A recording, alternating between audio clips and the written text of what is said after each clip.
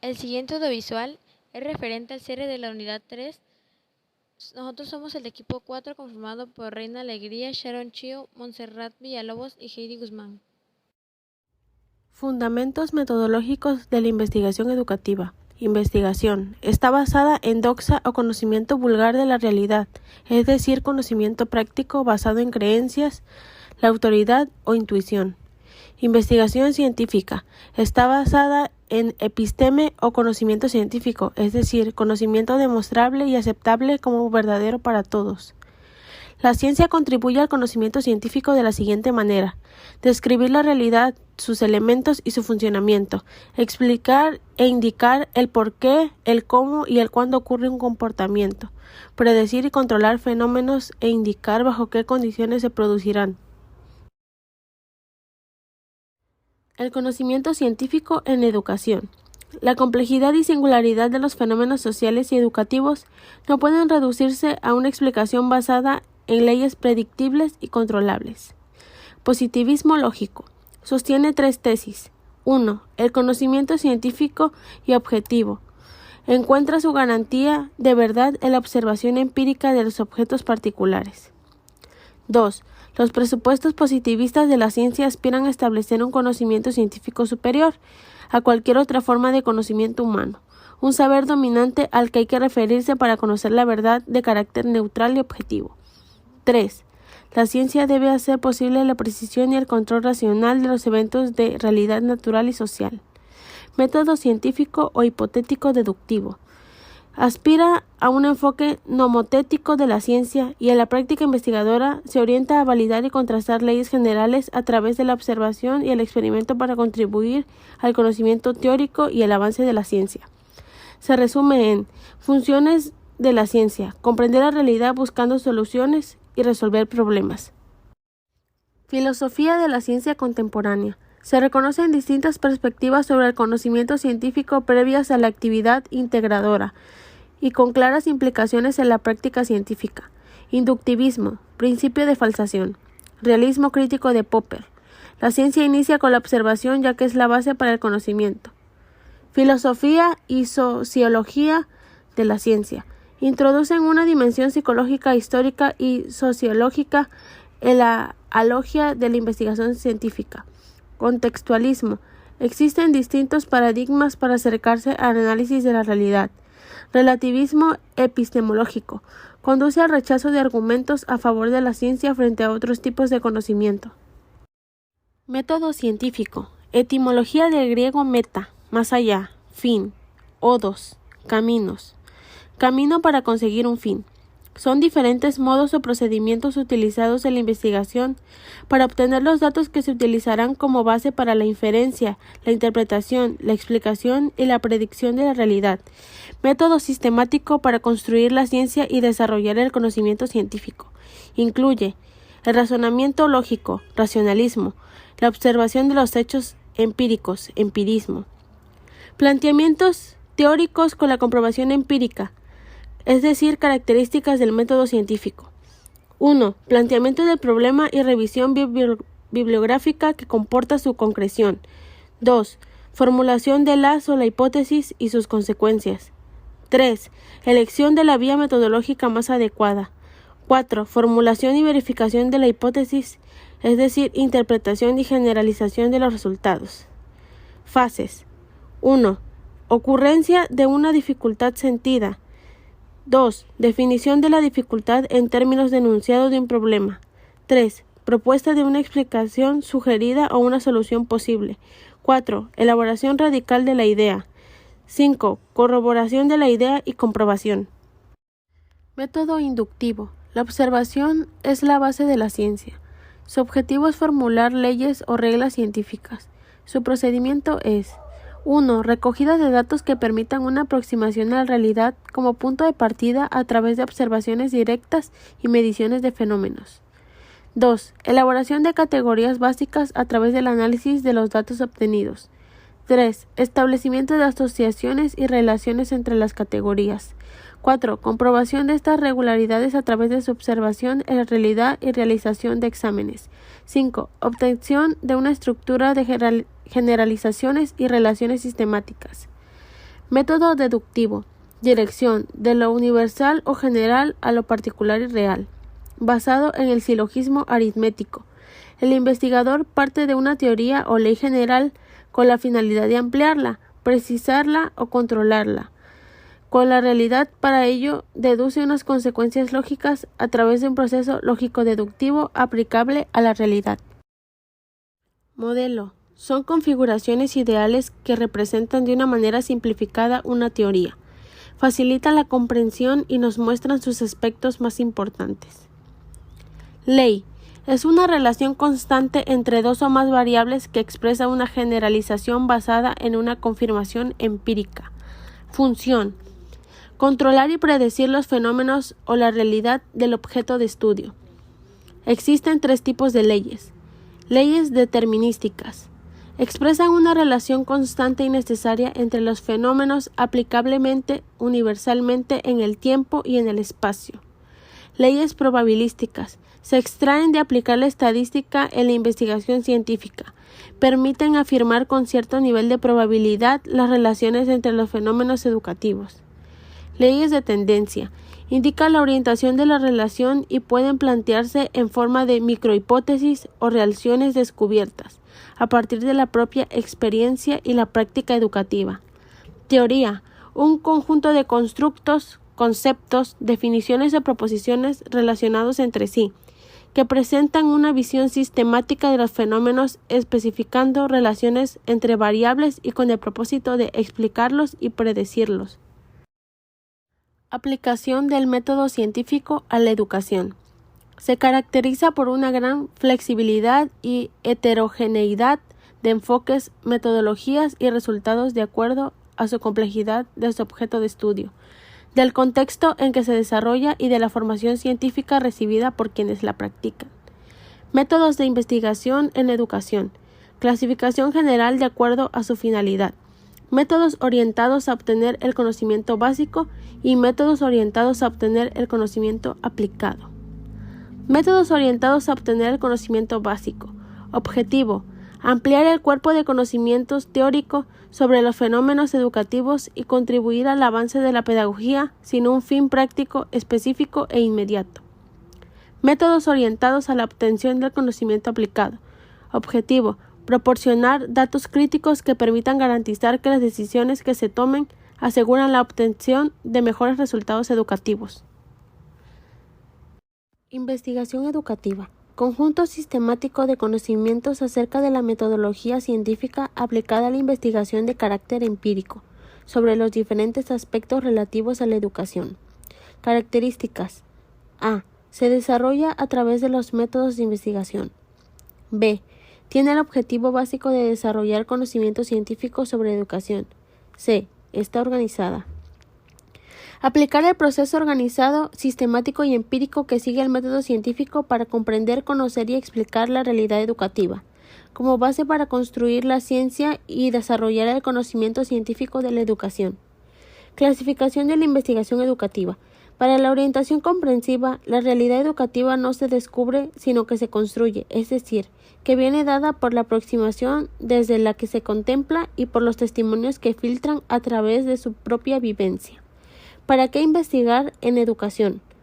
La investigación sobre el profesorado no solo se ocupa de saber y conocer cómo es el profesorado, o cómo piensa y por qué actúa de una forma concreta, sino que también se ocupa por saber cómo se transforma. La investigación sobre el alumnado responde a conocer la necesidad de quiénes son, cómo aprenden, cuál es su entorno y qué expectativas tienen. La investigación sobre el currículum responde a la necesidad de conocer la adecuación y ordenación de los contenidos curriculares, su didáctica y su evaluación. Metodología de la investigación educativa. El proceso de investigación. Los objetivos de esta son varias, como el presentar etapas de proceso de investigación que diferencien el enfoque cuantitativo y el enfoque cualitativo, el diferenciar el área de investigación, el conocer cómo se plantea un problema de investigación y comprender los principales criterios para su valoración. De igual forma, el definir el concepto y el valor del marco teórico y ofrecer criterios para la selección de principales métodos y diseños de investigación educativa. De la perspectiva general del proceso de investigación, esta trata de delimitar una secuencia de fases básicas del procedimiento científico. El proceso está constituido por una serie de etapas de un modo lógico, secuencial y dinámico. Es necesario redefinir los problemas, reformular la hipótesis y revisar finalmente el planteamiento inicial.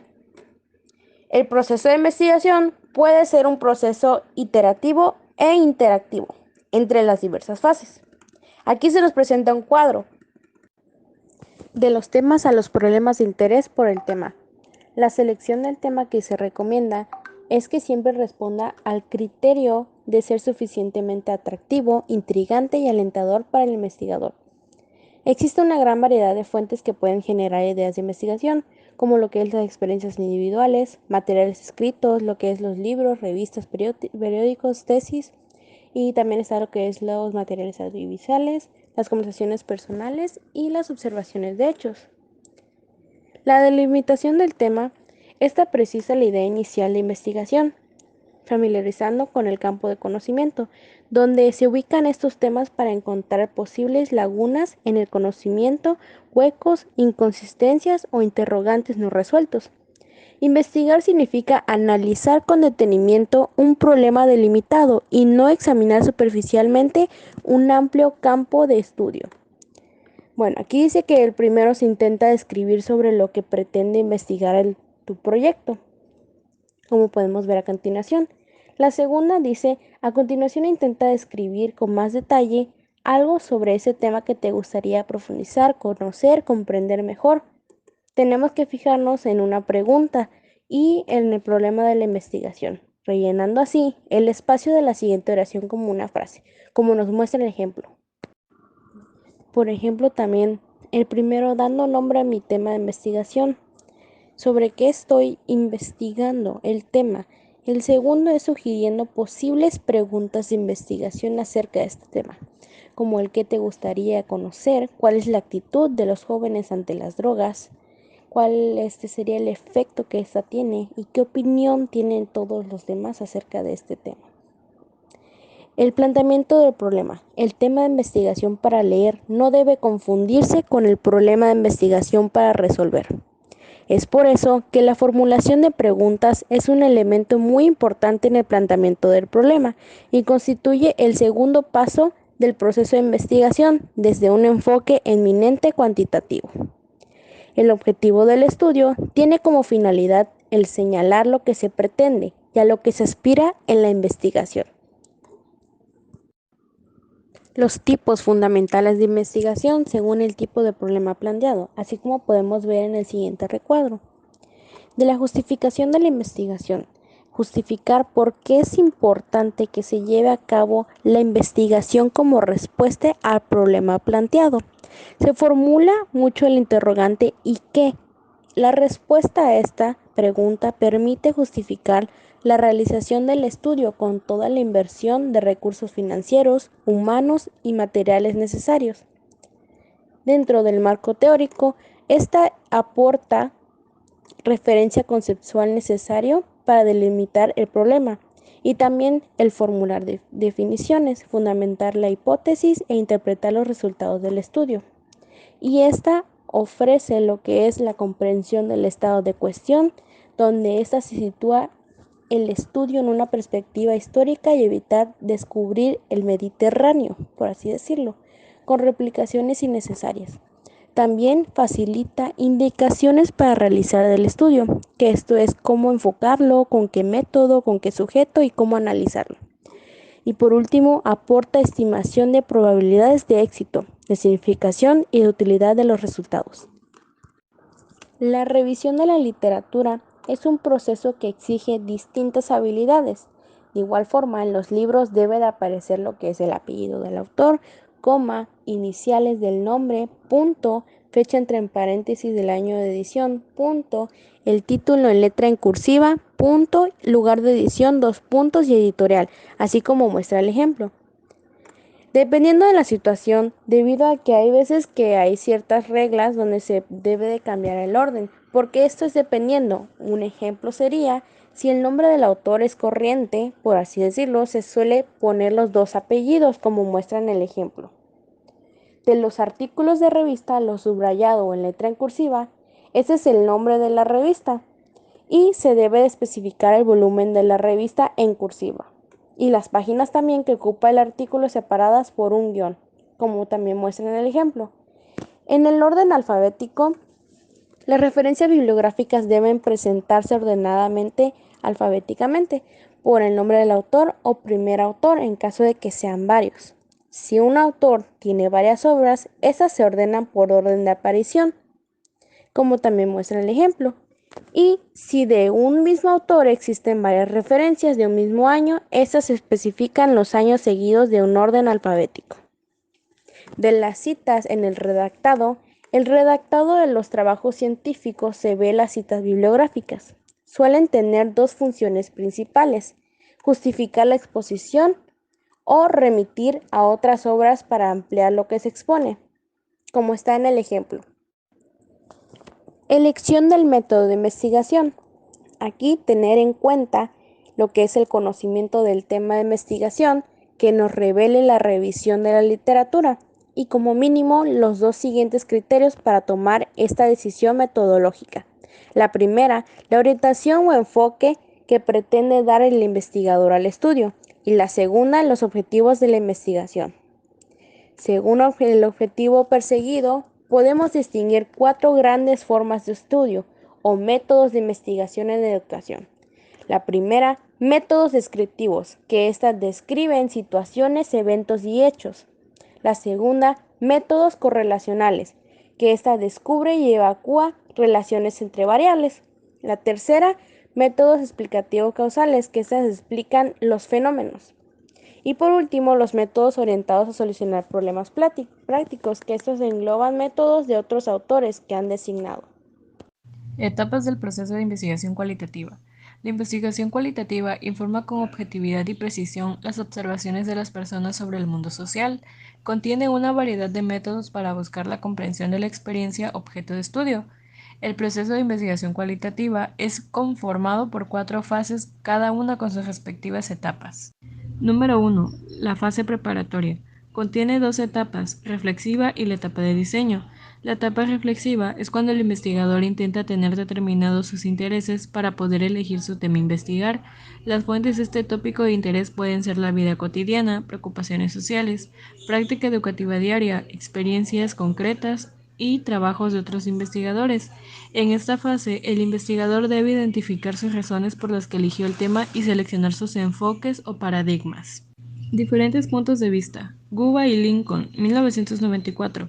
Los 4 básicos aún presentes en la investigación cualitativa son positivistas, postpositivistas, crítico y constructivistas. Leider, en 1992, plantea 4 paradigmas: predecir, comprender, emancipar y deconstruir. Walcott, en el 2002, identifica 3 posturas: estudios orientados a la teoría, conceptualización y los centrados en reformas o problemas con propósitos políticos. Etapa de diseño. Se elabora a partir de las siguientes cuestiones. ¿Qué diseño resultará más adecuado para la experiencia, formación y la opción del investigador? ¿A qué o a quién se estudiará? ¿Qué método de investigación se usará? ¿Qué técnicas de investigación usarán para recoger y analizar los datos? ¿Y desde qué perspectiva se ha de elaborar las conclusiones? La etapa de diseño también puede tomar forma de documento escrito cuando es tomado en cuenta 8 aspectos: el marco teórico, las cuestiones de investigación, el objeto de estudio, los métodos de investigación, la triangulación, las técnicas e instrumentación de recogida de datos, el análisis de datos y el consentimiento y aprobación. Número 2. Fase de trabajo de campo. Las características del investigador son importantes. Obtiene información a través de su habilidad, paciencia y visión. Debe ser meticuloso y tener buena comparación teórica sobre su objeto de estudio. Para Morse, en 1994, la característica fundamental es la versatilidad. Esta fase contiene 2 etapas. Número 1. Acceso al campo y número 2. Recogida productiva de datos. Etapa 1. Acceso al campo. El investigador va accediendo a la información fundamental para el estudio. Etapa 2. Recogida productiva de datos. El investigador modifica y rediseña su trabajo buscando perspectiva del estudio, temas principales como la estructura y la recopilación de datos, y además busca puntos de tensión, es decir, puntos más importantes. Número 3. Fase analítica. Esta fase se considera como un proceso de organización. Se establecen una serie de actividades. Número 1. Reducción de datos. Número 2. Disposición y transformación de datos. Número 3. Obtención de resultados. Y número 4. Verificación de conclusiones. Número 4. La fase informativa. Es la difusión de resultados. Debe ser un argumento convincente. Esta fase contiene dos formas de redactar un informe. Número 1, como si el lector resolviera un rompecabezas con el investigador. Y número 2, dar un resumen de los hallazgos importantes. Métodos de investigación cualitativa. Métodos de investigación cualitativa. Este es un conjunto de técnicas de investigación utilizadas para la visión general de algún tema. El propósito es generar ideas para que ayude a entender cómo se percibe por la población dicho problema y así poder definirlo. De los métodos de investigación cualitativas están clasificadas en dos. La primera, la descriptiva, donde describen los datos. Un ejemplo sería el diseño etnográfico, fenomenológico e investigación-acción. La segunda sería el interpretativo. Explica y comprende hechos sociales apoyados con lo teórico. Un ejemplo sería la teoría fundamentada y la inducción analítica. De las características más relevantes de estas son descripción que predictivos, la indagación que es inductivo y la última que no hay reglas para el procedimiento. Los métodos cualitativos, a partir de estas se brotaban ramas de la investigación cualitativa, de las que el investigador elegiría para realizar su trabajo en tres actividades básicas, como lo que es la vivencia, el preguntar y el examinar. Los métodos de investigación. Estas surgen bajo concepciones y la necesidad de investigadores laborando en disciplina del saber, donde determina métodos a utilizar y cuestiones que se tratarán. Morse formó un cuadro donde se clasificaban métodos que se utilizaban en la investigación cualitativa, como podemos ver en el siguiente recuadro. El método fenomenológico y sus fases. La primera, que es la descripción del fenómeno. Base de la experiencia concreta, no clasifica ni categoriza, todo es superficial. La segunda, que es la búsqueda de múltiples perspectivas, que esta es la obtenida de diversas visiones. La tercera, que es la búsqueda de la esencia y la estructura. El investigador analiza la información. La cuarta, constitución de la significación, que el investigador se centra en la estructura del fenómeno siendo consciente. La quinta, suspensión de enjuiciamiento, que esta es donde elimina teorías o creencias para poder analizar el fenómeno de estudio. Y por último, la sexta, que es la interpretación del fenómeno. Estas se dan a conocer significados ocultos para reflexionar información superficial.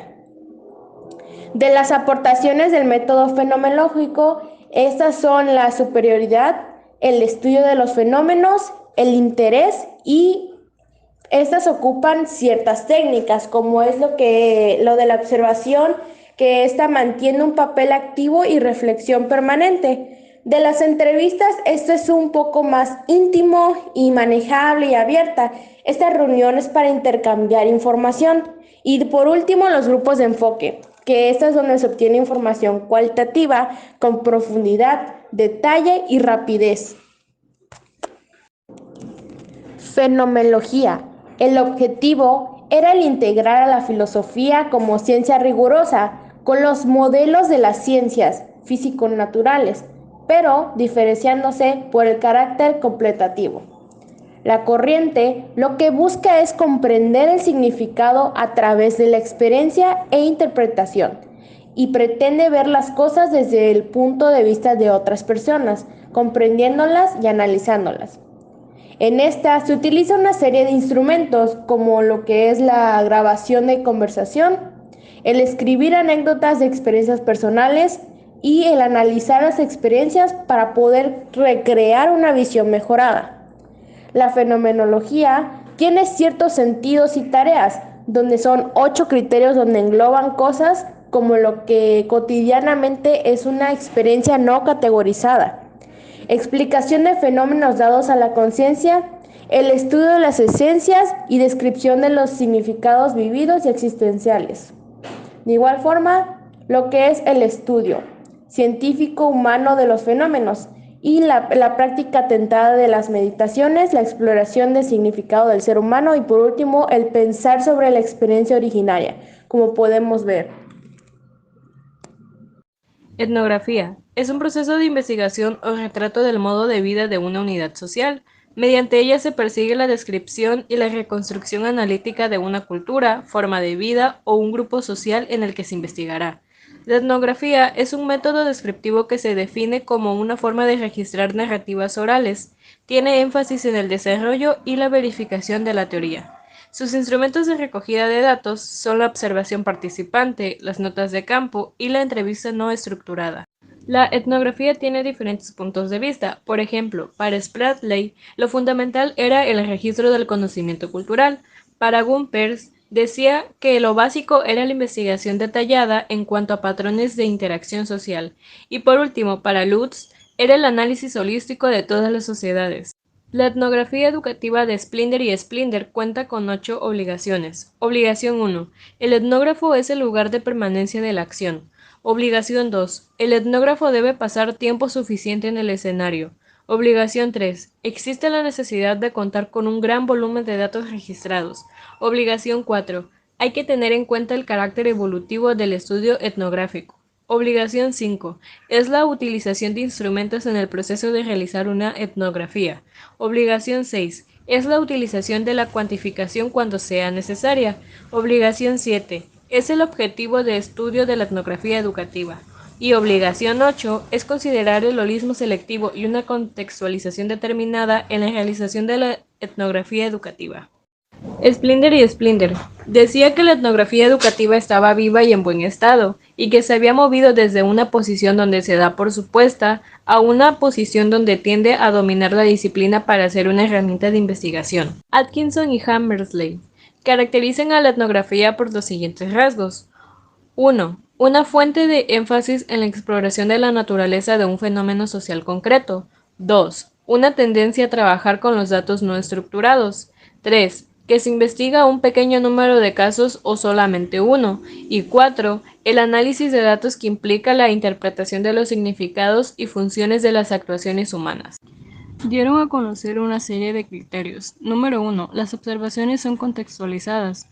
Número 2. Las hipótesis surgen conforme el estudio se desarrolla en el escenario seleccionado para la observación. Número 3. Las observaciones son elongadas y repetitivas. Número 4. El punto de vista de la realidad es entendible a través de observaciones y por medio de las diferentes formas de indagación etnográfica. Número 5. El conocimiento cultural es guardado por las participaciones sociales. Número 6. Los instrumentos y herramientas deben generarse como resultado de la observación y la indagación etnográfica. Número 7. Siempre está presente una perspectiva comparativa o transcultural. Número 8. El investigador etnográfico no debe determinar las respuestas por los tipos de cuestiones preguntadas. Número 9. Se pueden utilizar cualquier tipo de medio que permite la recolección de datos. Y número 10. La presencia del etnógrafo debería reconocerse, describir su situación de interacción personal y social. Los rasgos distintivos. El problema objeto de investigación nace del contexto educativo donde la sociedad desempeñe un papel fundamental. Número 2. La observación directa es el método para recoger información realizada desde el punto de vista holístico. Número 3. La triangulación constituye el proceso básico para la validación de datos. La teoría fundamentada se caracteriza porque puede desarrollar o confirmar explicaciones de cómo y por qué de los fenómenos, tiene énfasis en generar teorías y porque es capaz de utilizar datos cualitativos, cuantitativos o una combinación de ambos. Sus medios para la recogida de datos son la entrevista, observaciones de campo y además pueden utilizar documentos como diarios, cartas, periódicos, biografías o autobiografías. Teoría fundamentada es una metodología general para desarrollar teorías fundamentadas en la recogida y el análisis de datos. El enfoque del que parte la teoría fundamentada es el descubrir teorías, conceptos, hipótesis y proposiciones que surgen de la recogida de datos. Gleiser y Strauss fueron unos personajes importantes en la teoría fundamentada. Ellos diferenciaron dos tipos de teorías, que son las sustantivas y las formales. Las sustantivas se relacionan con un área sustancial o concreta de investigación, por ejemplo, las escuelas o con los hospitales. Las formales se refieren a áreas conceptuales de indagación, por ejemplo, como los estigmas, organizaciones formales, la socialización y la desviación. A través de este muestreo teórico, el investigador puede seleccionar nuevos casos a estudiar. Lo importante no es el número de casos, sino la potencialidad de cada uno para ayudar al investigador a desarrollar una mayor comprensión teórica sobre el área que estudia. Gleiser y Strauss propusieron el método de la comparación constante, donde el investigador puede codificar y analizar los datos de una manera simultánea para poder desarrollar conceptos. Este método se desarrolla en 4 etapas. La primera implica la comparación de los datos. La segunda supone una integración de cada teoría con sus propiedades. La tercera requiere delimitar la teoría que comienza a desarrollarse y la cuarta se produce tras un proceso de saturación de los incidentes pertenecientes a cada categoría. Este recoge la redacción de la teoría.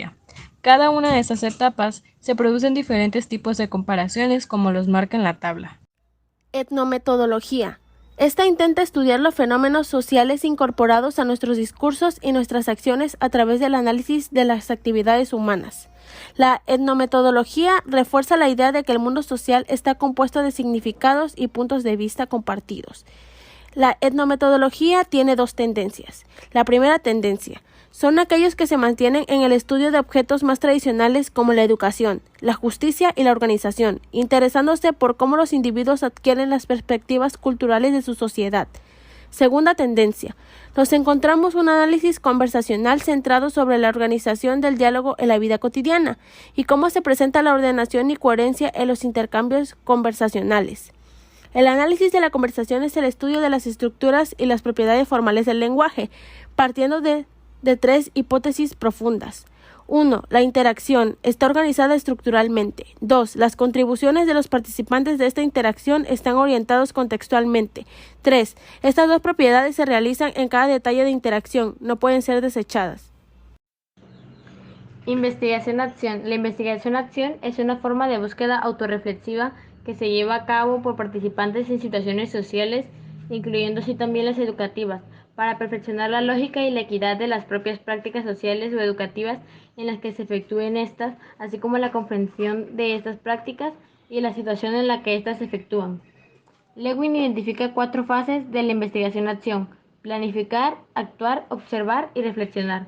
Como investigación se concibe desde una perspectiva alternativa a la concepción de positivista, defendiendo la unión de investigador e investigado. Hay 8 puntos de gran importancia. La conversación es organizada por las partes que conversan. Esta ordenación y organización de la conversación se puede presentar en los datos originales.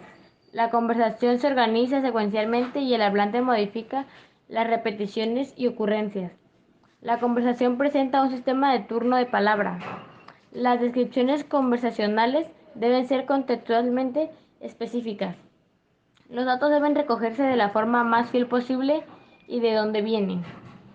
El énfasis sobre la organización secuencial e interactiva de la conversación refleja una salida de los enfoques. La unidad de análisis para el análisis conversacional no debe ser la frase, sino más bien las palabras.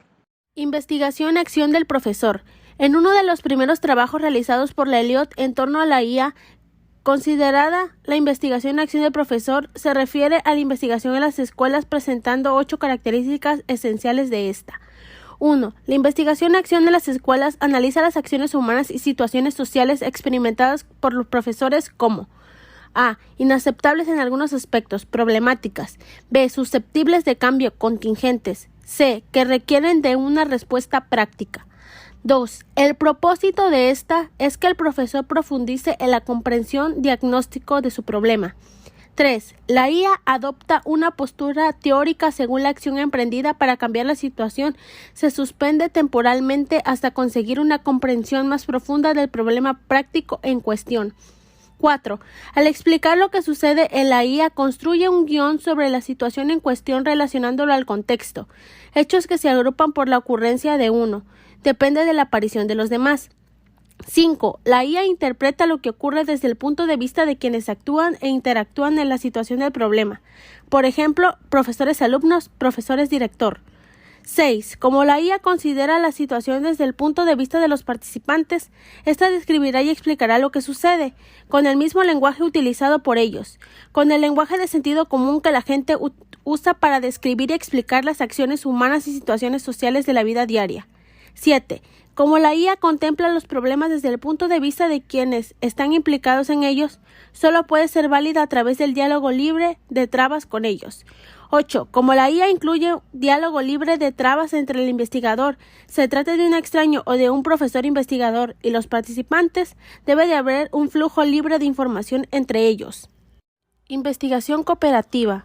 Se le conoce así aquel tipo de investigación-acción que se da cuando algunos miembros del personal o más de dos instituciones deciden agruparse para resolver juntos problemas que atañen a la práctica profesional de estos últimos. Elementos básicos de la investigación cooperativa. 1. Los problemas de investigación son mutuamente definidos por profesores e investigadores. 2. La facultad universitaria y el profesor de la clase colaboran en la búsqueda de soluciones para los problemas de estos últimos. 3. Los resultados de la investigación son utilizados en la solución de problemas. 4. Los profesores desarrollan habilidades y conocimientos de investigación, en tanto que los investigadores se reeducan a sí mismos con la utilización de metodologías naturales, lísticas y de campo. 5. Profesores e investigadores son coautores de los informes de investigación. Watt y Tikhonov presentan 6 elementos que permiten valorar el carácter interactivo de un proceso de investigación. 1. Un equipo formado como mínimo un profesor, un investigador y un técnico en desarrollo. 2. Las decisiones que miran a cuestiones de investigación, procedimientos de recogida de datos, etc., son frutos de esfuerzo cooperativo. 3. Los problemas a ser estudiados emergen de lo que les concierne a todos y de la indagación realizada por el equipo. 4. Trabaja al tiempo en la investigación y en el desarrollo relacionados con la producción del conocimiento y su utilización. 5. El esfuerzo de investigación y desarrollo. Atiende a la complejidad de la clase, a la vez mantiene su integridad. 6. Se reconoce y utiliza el proceso de investigación y desarrollo como una estrategia de intervención en tanto se lleva a cabo una rigurosa y útil técnica. Investigación participativa. La IP se caracteriza por un conjunto de principios, normas y procedimientos metodológicos que permite obtener conocimientos colectivos sobre una determinada realidad social. Hall y Kansam describen a la IP como una actividad integral que combina la investigación social, el trabajo educativo y la acción, señalando 6 características fundamentales de esta. 1. El problema que se va a estudiar se origina en la propia comunidad o lugar de trabajo. 2. El objetivo último de la investigación es la transformación estructural y la mejora de vidas de los implicados. 3. La investigación participativa implica a la gente en el lugar de trabajo o la comunidad que controla todo el proceso global de la investigación. 4. El foco de atención de las investigaciones participativas se sitúa en el trabajo con un amplio rango de productos oprimidos o explotados, inmigrantes, trabajadores manuales, indígenas, mujeres, etc. 5. En la IP es central que el papel que se asigna a fortalecer la toma de conciencia de la gente sobre sus propias habilidades. 6. El término investigador designa tanto a las personas del lugar del trabajo como a los demás que cuentan con un entrenamiento especializado. ¿Cómo caracterizan este método de indagación? Encontramos 1. La iluminación y el despertar de la gente corriente. Se comienza con los temas del poder y la impotencia. 2. Un punto importante de partida es la propia experiencia actuar sobre algo que podemos aprender desde su esencia. 3. Por último nos encontramos con el impulso. Esta investigación valora el proceso de colaboración convirtiéndose en un acto genuinamente democrático. Se puede decir que en la IP se combina la participación con la investigación, superando de esta forma los procedimientos tradicionales de conocimiento llegando a la unión de teoría y práctica. B. Se acentúa el compromiso político desde una posición crítica emancipadora. C. Se potencia el carácter educativo de la investigación y la necesidad de devolver lo investigado a la población como medio de empoderamiento. D. Todo esto desde una perspectiva comunitaria. Diversidad unidad de la investigación educativa. Perspectiva ontológica. Se posiciona en una perspectiva relativista desde la que se considera que aprendemos la realidad y nuestros conocimientos individual y colectivamente. Por lo tanto, requiere de la plena participación de los individuos. Perspectiva de datos. A nivel de datos, existe una gran amplitud en cuanto a lo que se contempla y que debe considerarse como tal, como registro de entrevistas hasta las canciones, danzas u obras de teatro, pasando por las formas más ortodoxas. Perspectiva epistemológica. Se acentúa la importancia fundamental del conocimiento experiencial y la subjetividad de la investigación. Perspectiva desde el liderazgo. Se produce una paradoja de que por un lado se enfatiza el carácter participativo y de autodirección de la 1A, mientras que reclama que alguien lidere el proceso. Método biográfico. A través del método biográfico se pretende mostrar el testimonio subjetivo de una persona en la que se recojan tanto los acontecimientos como las valoraciones que dicha persona hace de su propia existencia. En un intento de delimitación conceptual se propone una clasificación de los materiales utilizados en el método biográfico. Son los siguientes. Documentos personales. Se trata de cualquier tipo de registro no motivado o incentivado por el investigador durante el desarrollo de su trabajo, que posea un valor efectivo y o simbólico, por ejemplo, autobiografías, diarios personales, correspondencias, fotografías, películas, videos, etc. Registros biográficos. Se trata de aquellos registros obtenidos por el investigador a través de la encuesta, por ejemplo, historias de vida, relatos únicos, relatos cruzados, relatos paralelos, relatos de vida y biogramas. La investigación participativa tiene 4 etapas. 1. Etapa inicial. En esta etapa hay que elaborar un planteamiento teórico del trabajo que explicite claramente cuáles son las hipótesis de partida, justificar metodológicamente el porqué de la elección del método biográfico, delimitar claramente con la mayor precisión posible y explicar los criterios de selección de o los informantes. 2. Etapa de registro. El objetivo de esta etapa es disponer de toda la información biográfica recurriendo para ello al registro a través de grabaciones en audio cassette y su posterior transcripción que permita al investigador disponer de la información para su análisis posterior, pudiendo auxiliarse de programas informáticos para él mismo. Etapa de análisis e interpretación. Va a depender del diseño general de la investigación, habiendo 3 tipos de exploración analítica. 1. Elaboraciones de historias de vida. 2. Análisis del discurso de tratamientos cualitativos. 3. Análisis cuantitativo basado en registros biográficos. Etapa de presentación. En esta última fase se diferencia entre la presentación de una historia de vida como un estudio de caso único